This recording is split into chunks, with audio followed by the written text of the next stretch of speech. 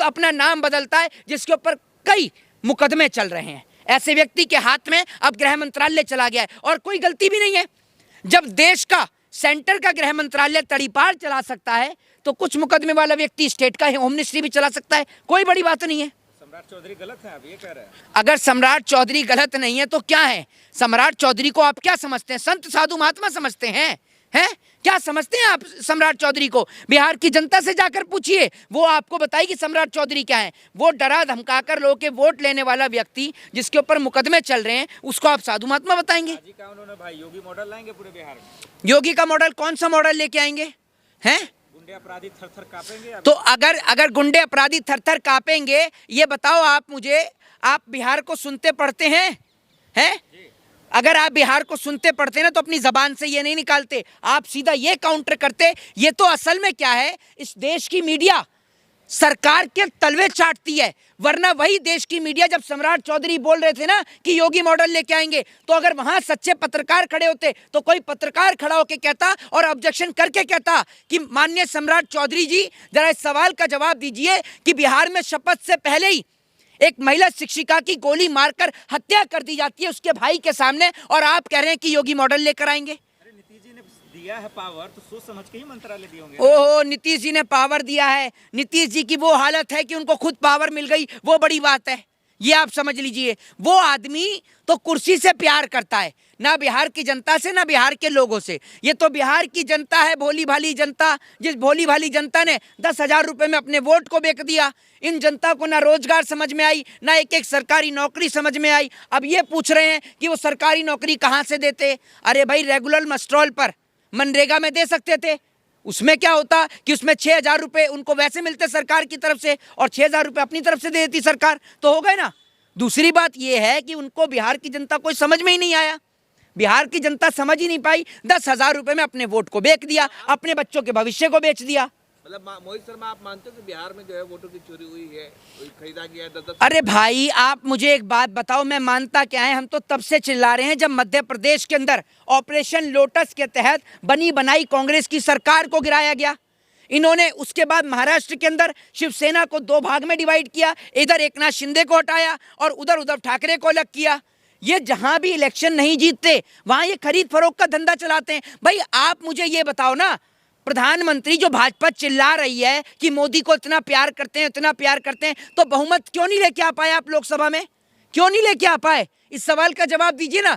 अगर आप इतना ही मोदी को जनता प्यार कर रही थी तो लोकसभा में बहुमत लेके आते। और आज भी ये सरकार 2 पैरों पर टिकी पड़ी है, ये याद रखिएगा। 4 में से कुर्सी में से 4 पाए 2 उधार के हैं, जिनमें से एक चंद्रबाबू नायडू को तो दूसरा नीतीश कुमार का है। लेकिन इस देश के पॉलिटिशियन करप्टेड हैं, करप्शन खोर हैं, चंदा चोर हैं और चोर हैं, ये आप समझिए। इसलिए किसी नेता में दम नहीं है कि इनसे अपना समर्थन वापस ले सकें। वरना वो चंद्रबाबू नायडू जिनको मुसलमानों ने जिताया, जिनको हिंदुओं ने जिताया, सिख ने जिताया, ईसाइयों ने जिताया, पूरे सभी लोगों ने उनको जिताया, वही चंद्रबाबू नायडू अगर बीजेपी की गोद में जाके बैठ जाएं तो किस पर आदमी भरोसा करे?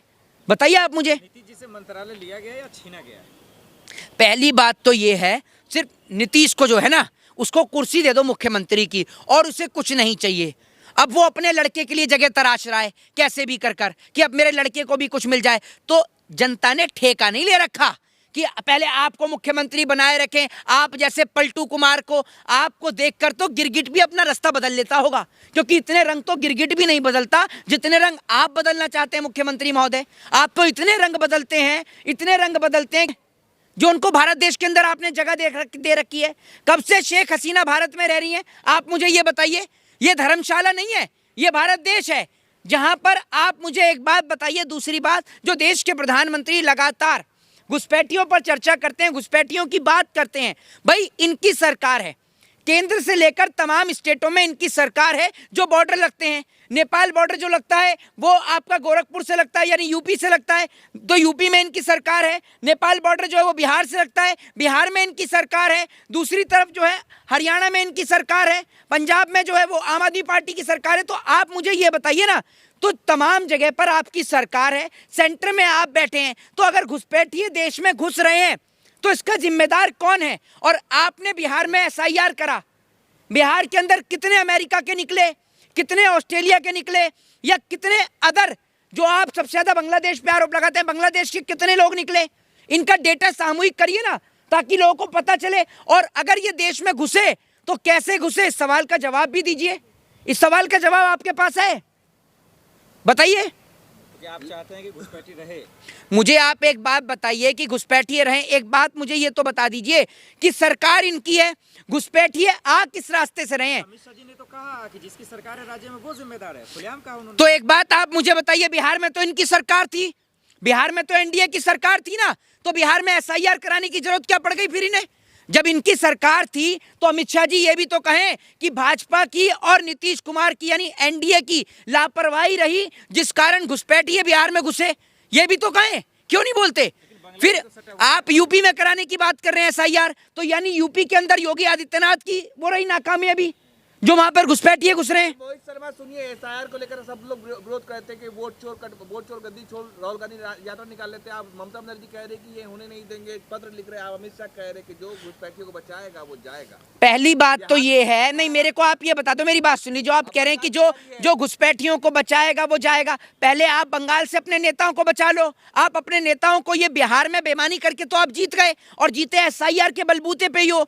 एसआईआर और दूसरा चुनाव आयोग, सिर्फ इन दोनों की मेहरबानी की वजह से आप बिहार का चुनाव जीते हो। वरना मैं ये कहना चाहता हूं कि अमित शाह जी, अगर आप इतने बड़े पावरफुल नेता अपने आप को समझते हैं तो बंगाल की किसी सीट से आप ही चुनाव लड़ लीजिए, आप खुद ही जीत कर दिखा दीजिए।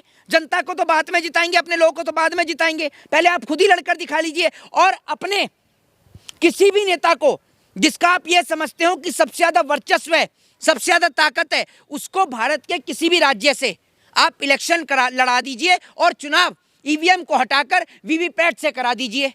मैं आपसे ये कह रहा हूं, आपका एक नेता इस देश में इतनी प्रतिभा नहीं रखता कि वो कहीं से किसी भी राज्य को जीत सके। आप लोग नफरत की राजनीति करने वाले लोग, जिस नफरत को कभी बिहार ने अपने राज्य में घुसने नहीं दिया, अपनी स्टेट में घुसने नहीं दिया, वो नीतीश कुमार उस नफरत को पकड़ कर लेकर आए और आज उस नफरत की आग में पूरे बिहार को नहीं, पूरे देश को जलाने का काम कर दिया। मेरे को एक बात बताइए, लाल कृष्ण आडवाणी के रथ को रोकने का काम बिहार के अंदर किसने किया? लालू प्रसाद यादव ने। ये वही भाजपा है, इस ऐसा कोई सगा नहीं जिसको मोदी और अमित शाह ने, भाजपा ने ठगा नहीं।